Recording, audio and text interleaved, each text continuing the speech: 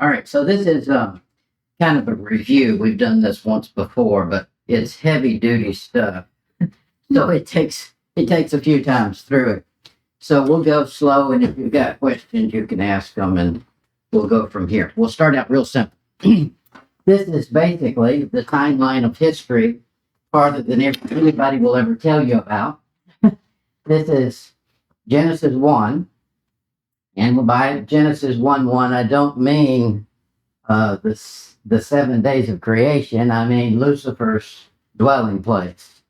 It matches with Ezekiel chapter 28, verse 1 to 5, or 15. Then you find Genesis 1:2, the earth was without form and void. That'd be Ezekiel 28, 15 to 18. That's when Lucifer goes from prince to king. He makes a job transition. Then God destroys him in the earth.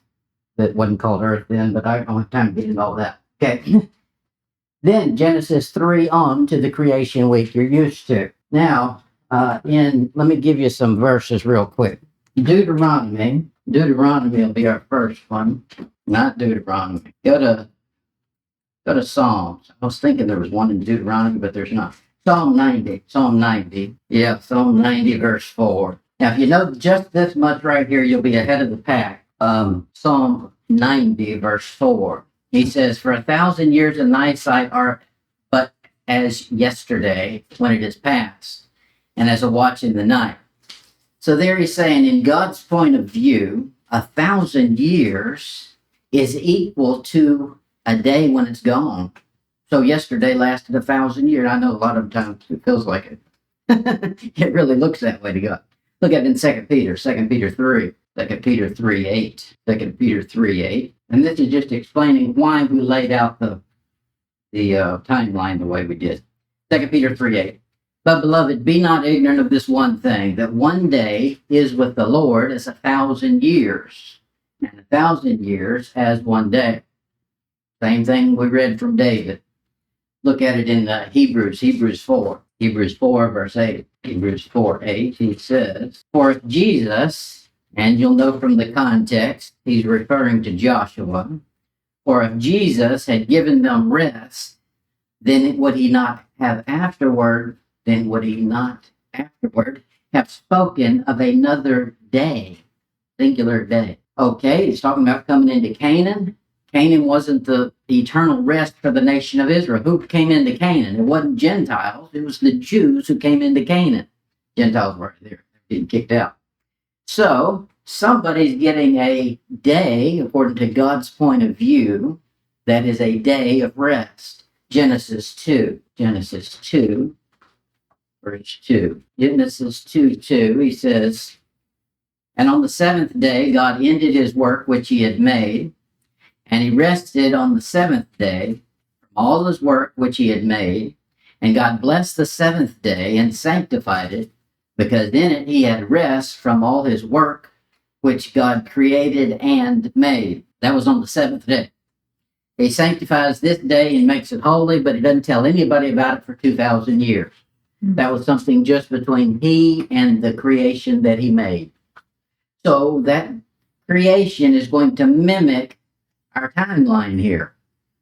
We've seen one day's worth 1,000 years, and there's a final seventh day that is a day of rest. We understand that. That's Millennium, when Jesus Christ comes back and rules and reigns. That'll be a day of rest. Now, by rest, I don't mean everything's peaceful. He's putting down the enemies, and the last enemy will be when Lucifer's released after a season. Then we have eternity that will begin. But before we get into all of that, that's heavy. 7 days. Once you know that part, then you've got a handle on most of it. The interesting thing is that, go to Hosea. We've been there before. Yeah. Hosea, let's try 6. Hosea 6, down around, well, we'll get to 6 in a minute. To get a context for 6, go back to chapter 5, verse 15. He's mad at Israel. He's putting them in timeout. This is a long time out. Verse 15. "I would go and return to my place till they acknowledged their offense and seek my face. In their affliction, they will seek me early." What's their affliction? The time of Jacob's trouble, time of afflicting where they seek him. Now, chapter 6, yeah, that'll match with Daniel. Chapter 6, verse 2, he says, after 2 days, wording is interesting, after 2, not on the second day, not on the third day, after 2 days, he will revive us. What's he talking about here? Well, the context has been they're going to be afflicted. After 2 days, he's going to revive them. And in the third day, that phrase is important. Not on the third day or 3 days later, but in the third day. It has a specific title. He will raise us up and we will live in his sight. Now, this is what we call the church age. 2,000 years of the 2 days that he's referring to. In the third day, he jumps to the millennium. And that's when they're raised up in his sight. That's true. Israel, the nation, they'll be in his sight in the millennium. So then the question becomes, where does count start for 2,000 years? We're already past 2,000 if we started it at 0 AD. So let's just start simple. Here's the way the days start. 0, day 0. You got to start at 0. 0 comes all the way up to 1,000 years. That's BC, before Christ. And then you keep going all the way up to day 4 is where Christ's birth happens. It matches day 4 of creation, the day the sun was created. The sun shows up. Okay, so day 4 is creation. Then the cross is 33 AD. I'm just going to say, now nobody knows exactly for sure the actual day. You'll hear all kinds of things. It'll be anywhere from 3 to 6 years either way of the 33.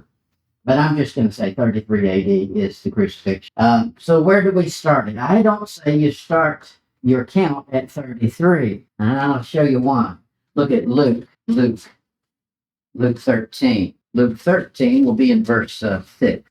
He spake also this parable. A certain man had a fig tree planted in his vineyard. And he came and sought fruit thereon, and found none. Then said he unto the dresser of his vineyard, Behold, these 3 years I come seeking fruit on this fig tree, and find none. Cut it down, why cumbereth it the ground?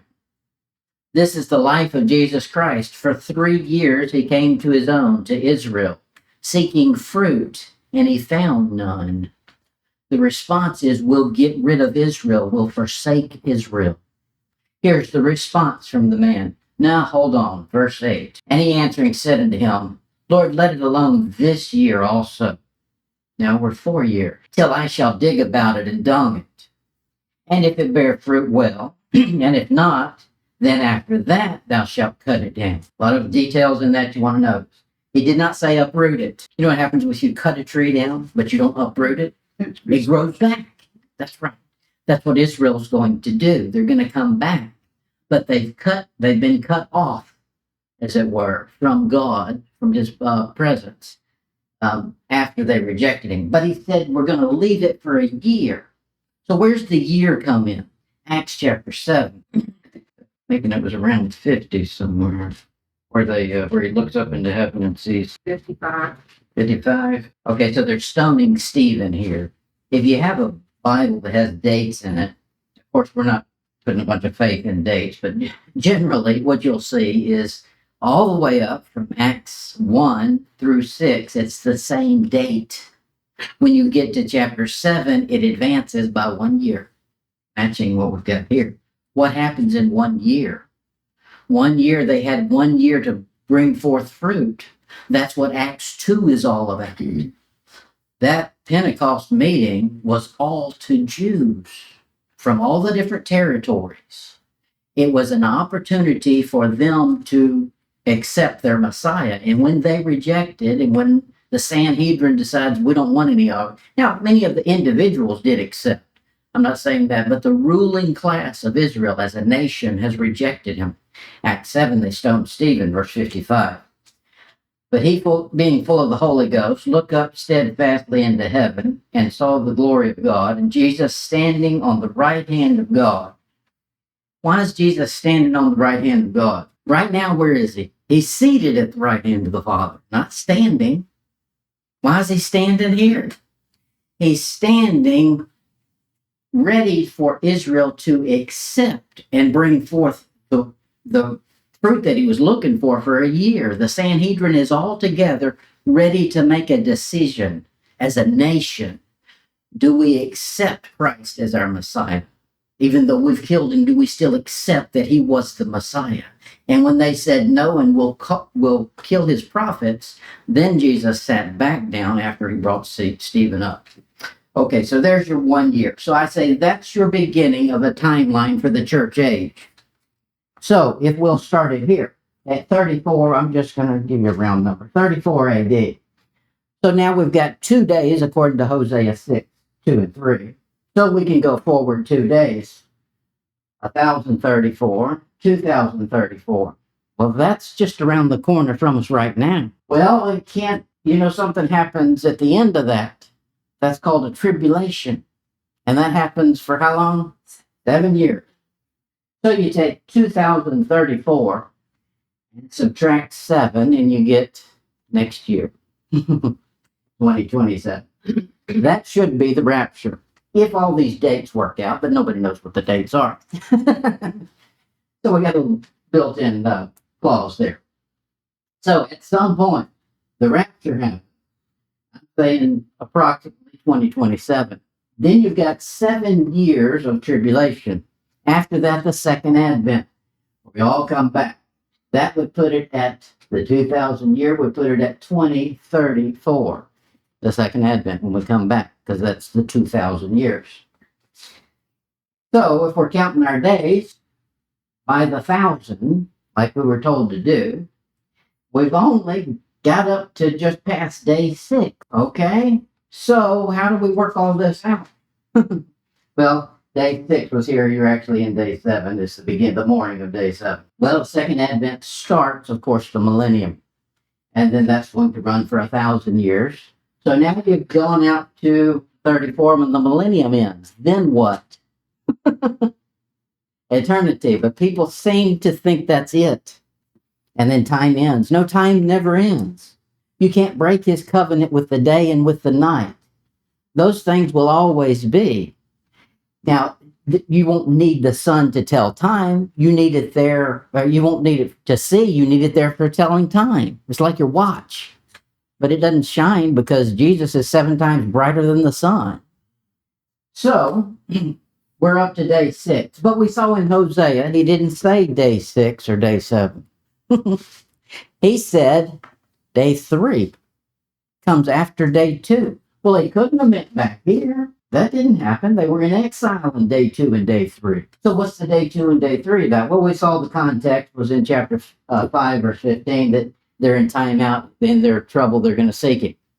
So after day 2 and day 3. So now let's take eternity and see if we can figure out what these days are. Okay, so we've got 1034 past and gone. 2034 right around the corner. That's day 2 if we've begun from the 1 year he gave them to repent. Then we can keep counting. So day 34 would put us out here in eternity. And then we'll keep going. Now, why do we want to do all that? I'll show it to you how it all fits. These are the days of purification. It's for Israel. Go to Numbers 19. Now, y'all will be able to explain all this at the end, right? I'm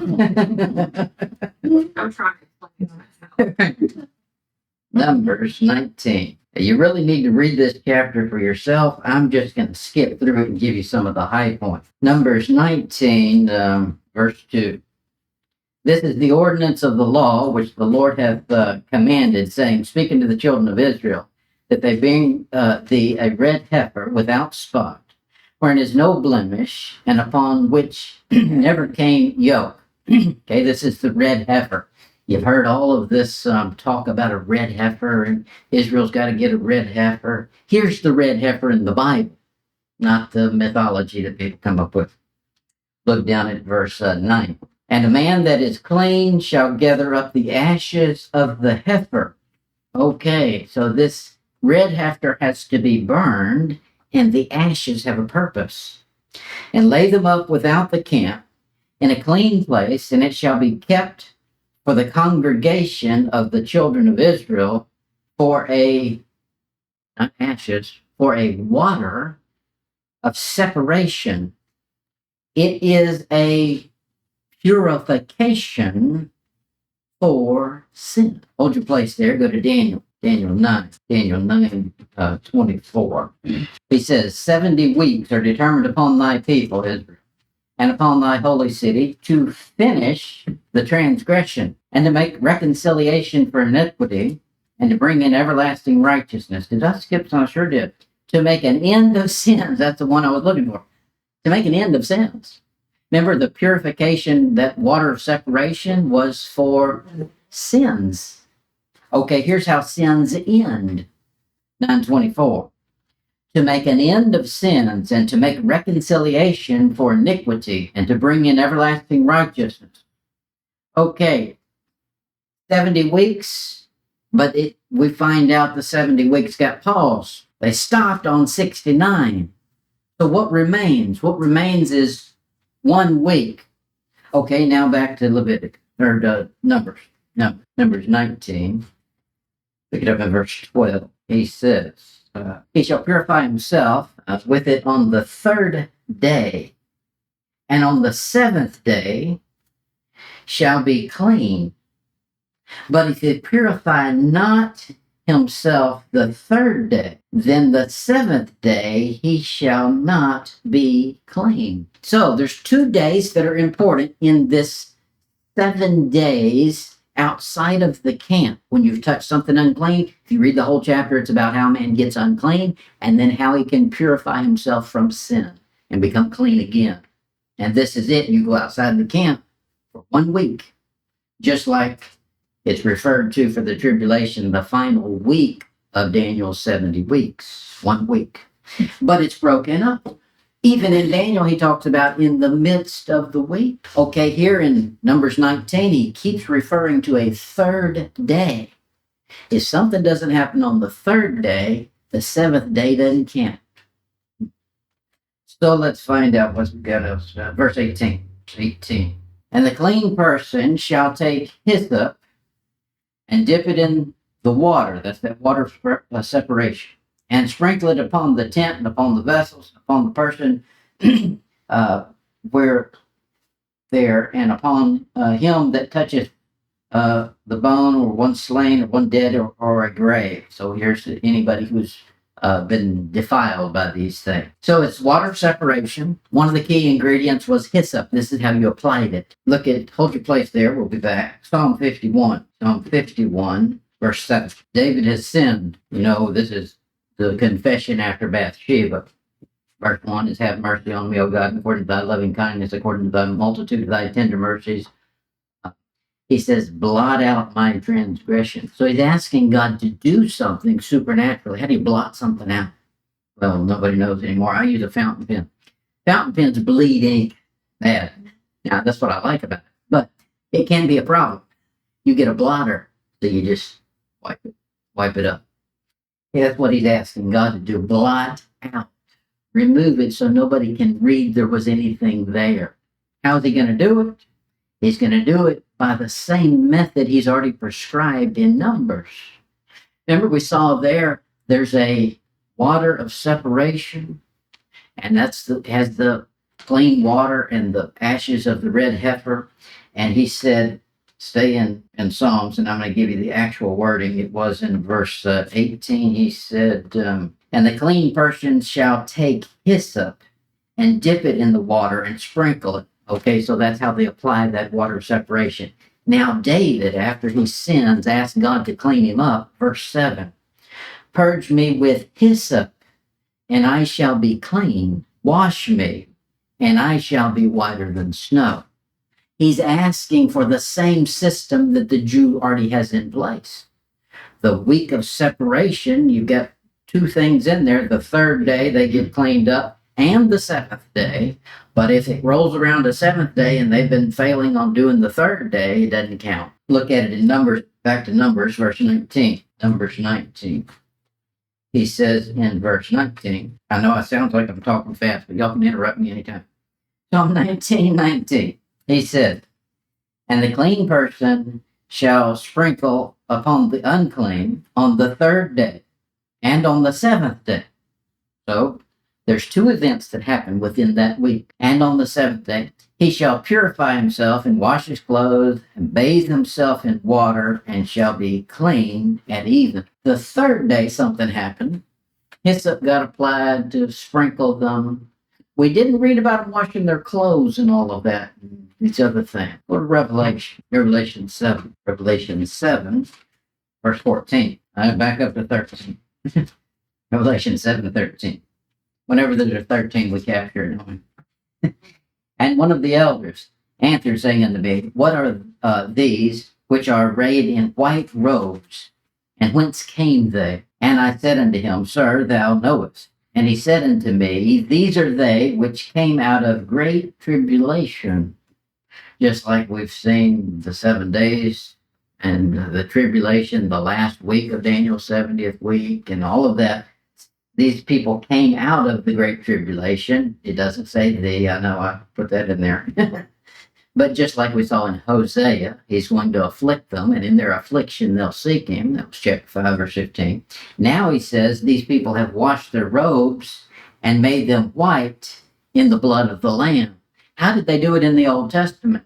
They washed them and made them white on the seventh day in the water of separation. Seventh day is right around the corner from the 1,000 years of creation. However, on the third day, Israel still wasn't clean. They got to keep going. He says in Hosea 6:2, he says, I ought to have this memorized by now. After 2 days will he revive us. In the third day will he raise us up, and we shall live in his sight. Now, most Bible believers, if they've got any depth to them at all, will recognize that as the 2,000 years of the church age. And you find that in just about any theological book. However, he said on the third day he's going to raise us up. Well, we've already seen what the third day is. The third day is the seventh day, the day of rest, the millennium. That would be the seventh day, the day that he ceased from his labor. Why is it now called the third day instead of the seventh day? Maybe they weren't ready and they got to repeat it. Okay, so let's find out if we change the numbering and make it list just the way we've seen it. So if this system works out, where you started at 34 AD and call it 1,000 years as day 1, 2020, 34 as day 2, so forth, so on, working your way all the way down. Then you'll find you've projected way out. You're way past the millennium now. You know where the millennium lands is right here in 3034. That's where that ends. And then eternity begins, but you keep counting because that's only the third day and you've got to get it all the way to the seventh day. So something's going to happen on the seventh day, but we're not there yet. What goes on in eternity? We understand about the millennium. Jesus Christ rules and reigns for 1,000 years. What happens after that? After eternity? Good question. Go to Isaiah 55. Isaiah 55, verse 3. Incline your ear and come unto me, hear, and your soul shall live, and I will make an everlasting covenant with you, even the sure mercies of David. We already read about him, the sure mercies. He was asking for mercy in Psalm 51. He got it. God says, at some point, I'm going to do the same thing for the nation of Israel. Verse 4. Behold, I have given him, who's the him? David, the sure mercies of David. Him for a witness to the people, a leader and commander to the people. Behold, thou shalt call a nation that thou knowest not, and nations that knew thee not shall run unto thee because of the Lord thy God and for the Holy One of Israel. For he hath glorified thee. Who's the thee?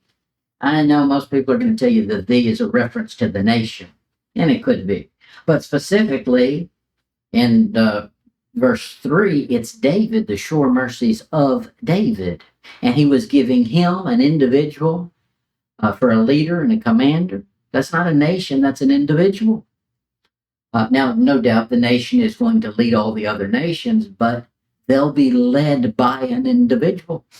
Look at it in chapter, got any more in Isaiah? Now go to Ezekiel. Ezekiel will be in chapter 34. These are these hard to read books. You can count on it. If it's hard to read, God's hidden some nuggets in there that nobody's getting because they don't read it. Ezekiel 34. And we're going to go to verse 23. And I will set up one shepherd over them, and he shall feed them, even my servant David. One shepherd feeding them? David. Not Jesus Christ. That was in the millennium. Jesus Christ was doing everything. After the millennium, in eternity, someone else takes over. David. He's going to be their one shepherd. David. He shall feed them, and he shall be their shepherd. And I, the Lord, will be their God. And my servant David, prince among them, I, the Lord, have spoken it. Okay, keep in Ezekiel, look down at verse, chapter 37, a couple pages over, 37, 25. So they've had David as a prince in probably right here in the millennium. Then the millennium ends, and you know what a prince does after the king leaves the throne? The prince takes over. So that's what's going to happen. Look at it in chapter, what did I tell you, 37, 37, 25. And they shall dwell in the land that I give unto Jacob, my servant, whereon your fathers have dwelt. And they shall dwell therein, even they and their children and their children's children forever. And my servant David shall be their prince forever. Okay, so he's under rule of somebody. His title's going to change, but it hasn't just yet. Look at Hosea 3. Y'all love Hosea. Hosea 3, verse 5. Back up to 4. For the children of Israel shall abide many days without a king, without a prince, and without a sacrifice, and without an image, and without an ephah, and without teraphim. That's them right now. They don't have any of that. They're still abiding many days. Those many days are creeping up on the deadline. Verse 5. Afterward shall the children of Israel return and seek the Lord. Seek the Lord their God and David their king. He's been dead and gone in the book of Hosea, he's been dead and gone for 800 years. So it's not talking about that David. It's talking about a David that's resurrected, that's come back, and is going to rule the nation. He's got a mission out in eternity, and shall fear and the Lord and his goodness in the latter days. Latter days. Okay, look at what else do you need to see? Go back to Hosea. Well, you're in Hosea. Go to chapter 6. Chapter 6, we've seen verse 2 is all about the after 2 days, and the third day is going to raise us up, and we'll live in his sight. But what about this verse 3? Then shall we know if. Why did he put an if in there? If we follow on to know the Lord. What happened in Numbers? If you read the chapter when you get home, you'll see it's all these ifs. If he didn't hallow the third day and do the sanctification process on the third, the seventh doesn't count. It says that if statement over and over and over in the chapter. Just like we've got here, the third day and an if statement. So, we've got the third day here. That's where eternity begins. Now, if they follow on to know the Lord, they'll eventually get to the seventh day of purification. Now it's the year 7034, which just happens to be 27. 3 plus 4 is 7, and millennium is 7, so triple sevens. That would be the day of purification. Now we're way out past. We're into eternity over here, way past millennium. What's been going on? What's been going on is that everybody's on the earth, multiplying. Sin has been put at bay. No doubt the multiplication is going to boom. How many thousands of years are we booming here? That's been, I meant to count that before. That's been 1, 2, 3, 4,000 years, 4,000 years of multiplication without sin and corruption. That's a good deal. Don't you think this globe's about ready to explode? It will be. So what happens on this seventh day is I say this, and I couldn't tell you for sure. You make your own mind up on it. But I think here's what happens. On day 7, the purification is complete. And now Israel gets sent on the mission they were originally intended to do, to be the light to all Gentiles. Let's find it in Deuteronomy 32, 8. When the Most High divided the nations, their inheritance. Okay, do you know anything about that? What inheritance did the nations have? That's what you would think. Yes, land. Where is it? What nations got it? The Gentiles. Correct, the Gentiles. What Gentile nations is he referring to? Where's the plot of ground they get? We know Israel has a plot of land that's given to them right now. Where's the Gentiles? Where's that defined? Let's keep reading.